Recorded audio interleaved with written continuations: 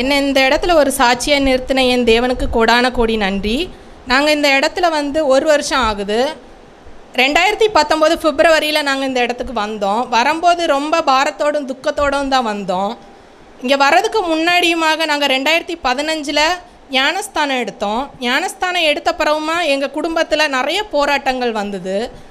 நிறைய தடவை தற்கொலை முயற்சி கூட நாங்கள் போயிருக்கிறோம்.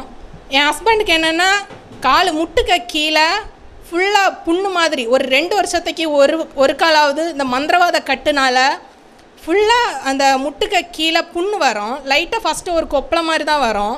அப்புறம் அது 3 நாளையில் பார்த்திங்கன்னா ஒரு விரல் போகிற அளவுக்கு அந்த அளவுக்கு ஒரு பெரிய புண்ணாயிரும். அவருக்கு நடக்கவோ எதுவுமே முடியாது. அவரை தூக்கிட்டு தான் போனோம். அந்த நிலைமையும் நாங்கள் குருசெடியும் அங்கேயும் இங்கேயும் எங்கெல்லாம் போய் தீர்க்க முடியுமோ அப்படியெல்லாம் நாங்கள் போகாத இடம் கிடையாது. 2015 அப்புறமும் ஞானஸ்தானம்லாம் எடுத்து நாங்கள் கடவுளுக்கு ஒரு இதில் தான் வாழ்ந்துட்டு இருந்தோம். ஆனாலும் எங்களுக்கு அந்த உபத்திரம் வந்துட்டு தான் இருந்தது. அதுக்கப்புறம் நாங்கள் என்ன பண்ணுறதுன்னு தெரியாமல் எத்தனையோ பாஸ்டரெல்லாம் நாங்கள் தேடி போனோம். எங்கள் வீட்டுக்கெல்லாம் கூப்பிட்டு ப்ரேயர் பண்ணுவோம். ஆனால் வரவங்கெல்லாம் சொல்லுவாங்க, இந்த மந்திரவாத கட்டு வந்து ரொம்ப ஸ்ட்ராங்காக இருக்குது, எங்களால் இது வந்து ஜோம் பண்ணி தீர்க்க முடியாது, இதனால் நாங்கள் தான் பாதிக்கப்படுவோம் அப்படின்ட்டு வரவங்க எல்லாமே அப்படி ப்ரேயர் பண்ணிவிட்டு எங்களுக்காக ஒரு இது பண்ணி யாருமே ஜோம் பண்ணவே மாட்டாங்க. எங்கெல்லாம் போக முடியுமோ எல்லா இடத்துக்குமே போனோம் நாங்கள். அப்புறம் 2018 மோகன் சி லாசரஸ் அவர் கூட்டத்துக்கு போகும்போது எங்களுக்கு இந்த ஜீவ ஒளி ஜெபகோபுர புக்கு கிடச்சிது. 2018 கிடச்சிது. நாங்கள் 2019 பிப்ரவரி மந்தில் நாங்கள் இந்த இடத்துக்கு வந்தோம். வேறு ஒரு அண்ணன் மூலியமாக தான் நாங்கள் இங்கே வந்தோம். அதுக்கப்புறம் தான் இங்கே வந்து இந்த புக்கை பார்க்கும்போது இந்த புக்கு ஏற்கனவே எங்கள் வீட்டில் இருக்குது. அப்போ இதுக்கு முன்னாடி எனக்கு என்னென்னா பைபிளை குறித்து ரொம்ப எனக்கு தெரிஞ்சுக்கணுன்னு ரொம்ப ஆசை. ஆனால் எனக்கு தமிழ் ரொம்ப வாசிக்க வராது. ஃபஸ்ட்டு ஆதியாகமம் எடுத்து ஃபஸ்ட்டு ஒரு அந்த 5 வசனம் படிக்கும் போது எனக்கு ஒன்றுமே புரியாது. தப்பாக வாசிக்கிறதுனாலையோ என்னதான் எனக்கு எதுவுமே புரியாது. ஆனாலும் எனக்கு பைபிளை குறித்து யாராவது சொல்லி தருவாங்களா, எனக்கு ரொம்ப இன்ட்ரெஸ்டாக இருந்தது. பைபிள் அப்படி என்ன இருக்குது அப்படின்னு தெரிஞ்சுக்கணுன்ட்டு. அப்போ யெகோவாவின் சாட்சிகள் அப்படின்ட்டு ஒரு குழுவெல்லாம் எங்கள் வீட்டு பக்கத்தில் அப்படி போவாங்க. அவங்களெல்லாம் கூப்பிட்டு அவங்க பைபிளை பற்றி சொல்லுவாங்க.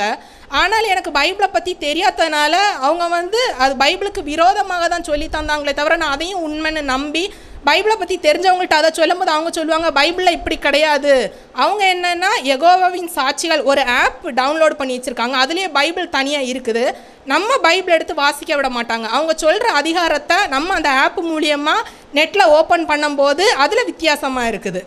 அப்போ அவங்க மூலியமாக சரி நமக்கு பைபிளில் என்ன இருக்குன்னு தெரிஞ்சுக்கணுன்ட்டு அப்படி ரொம்ப ஆசைப்பட்டு அவங்கள கூப்பிட்டு அவங்க இதுக்கு விரோதமாக சொன்னதுக்கப்புறம் அவங்களையும் வீட்டில் ஏற்றாமல் அப்போ தான் இந்த ஜீவ ஒளி ஜெபகோபுரத்தை புக்கை எடுத்து ஃபஸ்ட்டு வாசிக்கும் போது அதில் வசனங்கள் பைபிள் வசனம் இருந்தது. அதை எடுத்து வாசித்ததையுமே எனக்கு அது புரிஞ்சது மாதிரி இருந்தது. என்ன நமக்கு இது ரொம்ப புரிஞ்சது மாதிரி இருக்கே அப்படின்னு சொல்லிட்டு அந்த புக்கை எடுத்து நான் தனியாக வச்சு அப்புறம் அதை வாசிக்க தொடங்கினேன். அப்புறம் நாங்கள் இந்த இடத்துக்கு நாங்கள் வந்து அநேக அற்புதங்களை தேவன் எங்களுக்கு தந்தார். இங்கே சர்ச்சுக்கு வர்றதுக்கு முன்னாடி கூட எங்கள் வீட்டில் ஒரு பிரச்சனைன்னு உண்டுன்னா ஒன்றா நான் வீட்டை விட்டு ஓடிடுவேன், இல்லைன்னா என் ஹஸ்பண்ட் வீட்டை விட்டு ஓடிடுவாங்க. நைட்டு 11 மணி 12 மணி ஆனாலும் எங்கள் வீட்டில் சண்டை வந்ததுன்னா நான் வெளியில் எங்கேயாவது இறங்கி ஓடிடுவேன். நாகர்கோவில் ரயில்வே ஸ்டேஷனுக்கெல்லாம் எங்கேயாவது போயிடலாமான்னு சொல்லிட்டு பிள்ளைங்க கூட விட்டுட்டு நான் அநேக நாள் நான் ஓடி இருக்கிறேன். இவ்வளவு பிரச்சனைக்கு மத்தியிலுமாக நாங்கள் எவ்வளவோ தடவை சூசைட் அட்டன் பண்ணுற கூட நாங்கள் ட்ரை பண்ணியிருக்கோம். ஒரு தடவை தூக்கில் தொங்குறதுக்குன்னு சொல்லிட்டு மேலே ஷால் போட்டுட்டு கட்டில் மேலே ஏறி நின்று கீழே தொங்கிட்டேன். என் ஹஸ்பண்ட் வந்து அடுத்த ஓடி வந்து பிடிச்சாங்க. அடுத்த உடனே ஹாஸ்பிட்டலுக்கெலாம் கூட்டிகிட்டு போய் ஆனால் ஒரு பிரச்சனை இல்லை, தேவன் அந்த இடத்துலையுமாக எங்களை காப்பாற்றினாங்க. இவ்வளோ தூரத்துலேயுமா எங்களை காப்பாற்றி இந்த இடத்துல எங்களை கொண்டு வந்தப்புறம் நாங்கள் அநேக அற்புதங்களை கண்டிருக்கோம். எங்கள் வீட்டில் எந்த பிரச்சனையுமே இப்போ கிடையாது. தேவன் எங்களை சமாதானமாக எங்களை வழி நடத்துகிறாரு. எந்த ஒரு பிரச்சனையுமே இல்லாமல் நாங்கள் நிம்மதியாக இருக்கிறோம். எங்களுக்கு கடன் பாரங்களை குறித்து நிறைய இதாக இருந்தது. கடன் பைசா இன்றைக்கி வரும், ஆனால் கையில் நிற்காது. ஒரு 5 லட்ச ரூபாய் பார்த்து வச்சுட்டு மரம் எடுக்கலாம் அப்படின்னு சொல்லிட்டு நினச்சிட்டு இருப்பாங்க. அந்த காசு கையில் வரும்போது அவங்களுக்கு நோய் வந்துடும். அந்த காசு எல்லாமே இந்த மாதிரி நாங்கள் ஹாஸ்பிட்டலுக்கு கொடுத்து தான் நாங்கள் செலவு பண்ணி தீர்த்தோம். எங்களுக்கு அதனால் சேமிப்பு அந்த மாதிரி எதுவுமே நாங்கள் பண்ணவே இல்லை. காசு சேகரிக்கும் போது ஏதாவது ஒரு நோயில் வந்துடும். இந்த மாதிரி இருந்தது. ஆனால் நாங்கள் இந்த இடத்துல வந்து 1 வருஷம் ஆச்சுது. எங்களுக்கு இந்த மாதிரி 2 வருஷத்துக்கு ஒருக்காவது என் ஹஸ்பண்டுக்கு காலில் அந்த மாதிரி பிரச்சனை வரும், இல்லைன்னா வேறு ஏதாவது நோய்க்கு நாங்கள் அந்த ரூபாயை செலவு பண்ணுவோம். ஆனால் நாங்கள் இங்கே வந்து 1 வருஷம் ஆச்சுது, எங்களுக்கு அந்த மாதிரி எந்த ஒரு பிரச்சனையுமே கிடையாது. ஆனாலும் அந்த கால் நீர் இருந்தது, அது எப்போவுமே அவங்களுக்கு இருக்கும். ஆனால் பாஸ்டர் ஒரு 2-3 ட்ரிப்பு எங்கள் வீட்டுக்கு வந்து ப்ரேயர் பண்ணாங்க. அதுக்கப்புறம் அந்த காலில் நீர் கூட இப்போ கிடையவே செய்யாது. அவங்களுக்கு இப்போ நார்மலாக அந்த கால் எல்லாமே சரியாயிருச்சு. அவ்வளோ அற்புதம் செய்த எங்கள் தேவனுக்கு கொடான கோடி நன்றி. அப்புறம் எங்களுக்கு லோன் கிடைக்கிறதுக்காக எங்களுக்கு முன்பாத்திரம் எதுவுமே டாக்குமெண்ட் எதுவுமே சரியாக கிடையாது. ஆனாலும் லோன் எடுக்கிறதுக்கு எவ்வளவோ ட்ரை பண்ணோம். ஃபஸ்ட்டு லோன் எடுக்கும்போது ரொம்ப லஞ்சம் கொடுத்தோம், அந்த மாதிரி தான் நாங்கள் லோன் எடுத்தோம், டாக்குமெண்ட் எதுவுமே சரியில்லாதனால. ஆனால் இப்போ ஒரு டிசம்பரில் நாங்கள் ஸ்டார்டிங்கில் லோனுக்கு நாங்கள் ட்ரை பண்ணோம். அப்போ பாஸ்டர்கிட்ட கேட்டோம், இப்படி லோனுக்கு நாங்கள் ட்ரை பண்ணலாமான்னு. இல்லை, நீங்கள் ட்ரை பண்ணுங்க அப்படின்னு சொன்னாங்க. எந்த ஒரு டாக்குமெண்ட்டுமே எதுவுமே கிளியராக கிடையாது. எங்கள் சொத்து அந்த இடத்துல கூட கல்லறை இருக்குது, கல்லறை இருக்கிறதுனால அந்த இடத்துல வந்து லோன் தரமாட்டேன்னு தான் சொல்லுவாங்க. ஆனாலும் அந்த மேனேஜர் எப்படி ஒரு கடவுளோட கிருபையினால தான் எங்களுக்கு டாக்குமெண்ட் எல்லாமே கிளியர் பண்ணி அவங்களுக்கு நாமினி சைன் போடுறதுக்கு நான் அன்னைக்கு சர்ச்சில் தான் நான் இருந்தேன். அவங்க நாகர்கோயிலில் இருந்து அந்த மேனேஜர் சொல்லியிருக்காங்க, இல்லை நீங்கள் அவங்க கிட்ட போய் நீங்கள் சைன் வாங்கிட்டு வாங்க, அவங்க இங்கே வரணும்னு அவசியம் கிடையாது அப்படின்னு சொல்லிட்டு இந்த இடத்துல வந்து என்கிட்ட இருந்து சைன் வாங்கிட்டு போனாங்க. போய் 1 மாதம் கூட ஆகலை, ஒரு 25 நாளையில் எங்களுக்கு லோன் ரூபாய் கிடச்சிது. ரூபாய் கிடச்சி நான் 3 மாதம் ஆச்சுது. எங்களுக்கு எல்லா நேரத்துலையுமே நாங்கள் கடன் பாரத்தை குறித்து நாங்கள் கவலைப்படவே மாட்டோம். ஏன்னா அடுத்த நிமிஷம் தேவையை கூட எங்களுக்கு வந்து தேவன் அந்தந்த நேரத்துக்கு எங்களுக்கு எல்லாமே பண்ணி தந்துட்டுருக்காங்க. அதனால் கடன் பாரத்தை குறித்து நாங்கள் எதுவுமே இதுவரை நாங்கள் தேவன்கிட்ட கேட்டதே இல்லை.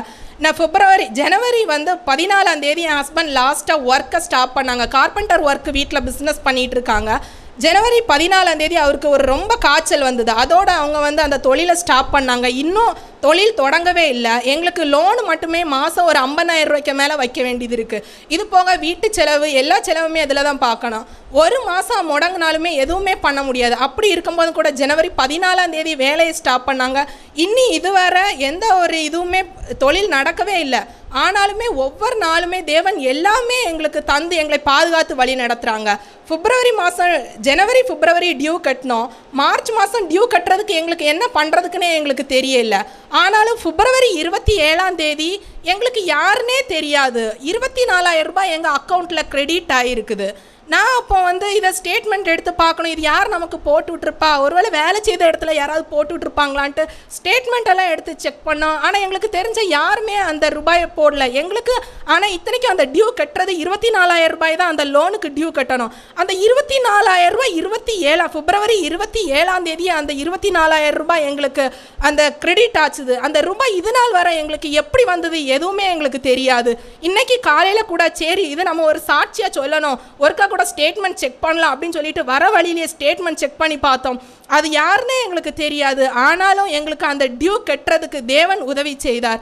அநேக அற்புதங்களை இதுவரைக்குமாக எங்கள் வாழ்க்கையில் செய்துட்டு இருக்காங்க. இனியும் செய்வார்னு நம்பி நாங்கள் தேவனுடைய சமூகத்தில் இருக்கிறோம். அது இல்லாமல் பைபிளை குடிச்சு வாசிக்கணுங்கிறது என்னோட ரொம்ப ஆசையாக இருந்தது.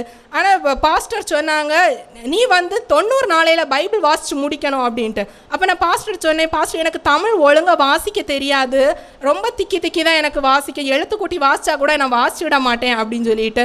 அப்போ பாஸ்டர் சொன்னாங்க, தேவன் உன்னோடு கூட இருக்கிறார், நீ படி, உன்னால் முடியும் அப்படின்னு சொல்லிட்டு.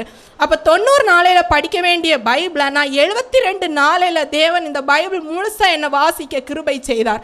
நான் அதுக்கப்புறமாக பைபிள் வாசித்து முடிஞ்ச 6 மாதம் ஆச்சுது. அதுக்கப்புறமும் நான் பைபிள் வாசித்து முடிக்கணுன்ட்டு நான் அநேக தரம் ட்ரை பண்ணியிருக்கேன். ஆனால் ரொம்ப தடைகள் வரும். ஆதியாகமம் முடிக்கும் போதே நான் சோர்ந்து போவேன், ஏதாவது தடைகள் வந்து பைபிள் வாசிக்க முடியாமல் ஆகும். ஆனாலும் இப்போ தேவன் மூலியமாக பாஸ்டர் சொன்னாங்க, நீ பைபிள் வாசி, தேவன் உன்னோட கூட இருக்கிறாருன்னு. இப்போவும் தேவன் எனக்கு பைபிள் வாசிக்க எனக்கு கிருபை செய்துட்டு இருக்கார். இன்னும் அநேக அற்புதங்களை செய்வாருங்கிற நம்பிக்கையோடு அவர் சமூகத்தில் நாங்கள் காத்திருப்போம். இயேசு எங்களுக்கு பெரிய காரியங்களை செய்ததற்காக அவருக்கு கொடான கோடி நன்றி. எங்களுக்காக ஜெபம் செய்த பாஸ்டருக்கும் நன்றி.